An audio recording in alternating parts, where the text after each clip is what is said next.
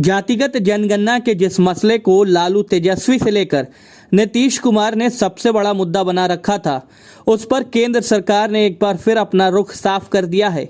केंद्र सरकार ने सुप्रीम कोर्ट में एक हलफनामा दायर किया है। हलफनामा में सुप्रीम कोर्ट से कहा गया है कि वह 2021 की जनगणना में जाति के आधार पर जनगणना का निर्देश नहीं दे। केंद्र सरकार ने कहा है कि उसने कॉन्शियस पॉलिसी डिसीजन यानी सोच समझकर नीतिगत फैसला लिया है कि 2021 की जनगणना में अनुसूचित जाति और जनजाति तबके के अलावा किसी और जाति या समूह की गणना नहीं की जाएगी। दरअसल सुप्रीम कोर्ट में महाराष्ट्र सरकार की याचिका पर सुनवाई चल रही है।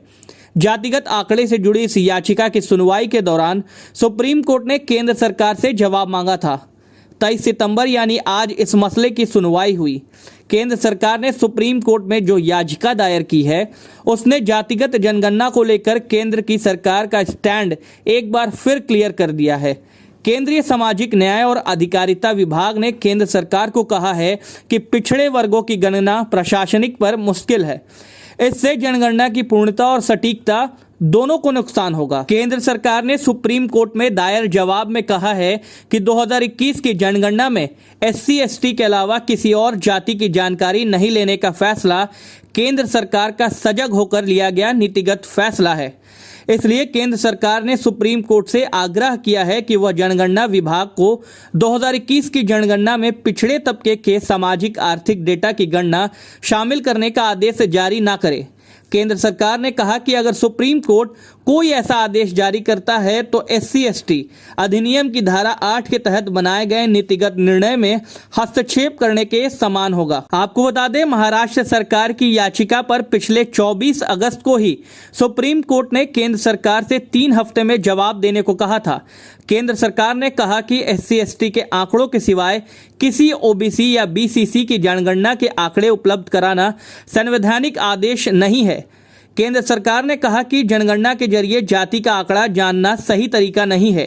केंद्र सरकार ने कहा कि जाति की गणना में कठिनाइयां इतनी ज्यादा है कि इससे मूल जनगणना का काम भी विकृत यानी गड़बड़ हो जाएगा। इससे जनगणना के आंकड़ों की बुनियादी अखंडता से समझौते का भी खतरा है। केंद्र सरकार ने कहा कि कई हाईकोर्ट के साथ साथ सुप्रीम कोर्ट ने जातिगत जनगणना कराने की मांग को कई दफे ठुकरा दिया है। केंद्र सरकार ने कहा कि OBC के आंकड़े इकट्ठा कराने से कई सारे समस्याएं हैं। कई राज्यों में तो OBC में शामिल है, वह दूसरे राज्यों में SC यानी अनुसूचित जाति में है। मगर अब सवाल यह है कि आखिर मुख्यमंत्री नीतीश कुमार अब क्या करेंगे। हम आपको बताते हैं कि संसद में पिछले सत्र के केंद्र सरकार ने स्पष्ट किया था कि वो 2021 की जनगणना में जातिगत आधार पर कराने नहीं जा रही है। इसके बाद बिहार में सबसे बड़े सियासी घमासान छिड़ गया था। राजद ने सियासी तूफान खड़ा किया तो नीतीश कुमार उससे एक कदम आगे निकलने की होड़ में लग गए। नीतीश कुमार ने खुद प्रधानमंत्री को चिट्ठी लिखी। उनके सांसदों ने केंद्रीय गृह मंत्री से मुलाकात कर जातिगत जनगणना की मांग की और फिर नीतीश कुमार सर्वदलीय प्रतिनिधिमंडल के साथ प्रधानमंत्री नरेंद्र मोदी से मिलने चले गए। नीतीश कुमार बार बार ये कह रहे थे कि प्रधानमंत्री उनकी बात बहुत गंभीरता से सुन रहे थे, वे उचित फैसला लेंगे।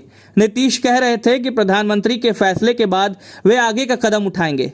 लेकिन एक बार फिर केंद्र सरकार ने सुप्रीम कोर्ट में यह स्पष्ट कर दिया है कि वो 2021 की जनगणना में जातिगत आंकड़ा नहीं जुटाएगी, यानी जाति के आधार पर जनगणना नहीं होगी। उधर नीतीश कुमार और उनकी पार्टी इस मसले को अपना सबसे बड़ा मुद्दा बनाकर बैठी है। तो क्या समझा जाना चाहिए कि नीतीश कुमार अब निर्णायक फैसला लेंगे? क्या नीतीश कुर्सी छोड़ने की स्थिति में है या फिर वो बीच का रास्ता निकालेंगे? ये देखने की बात होगी।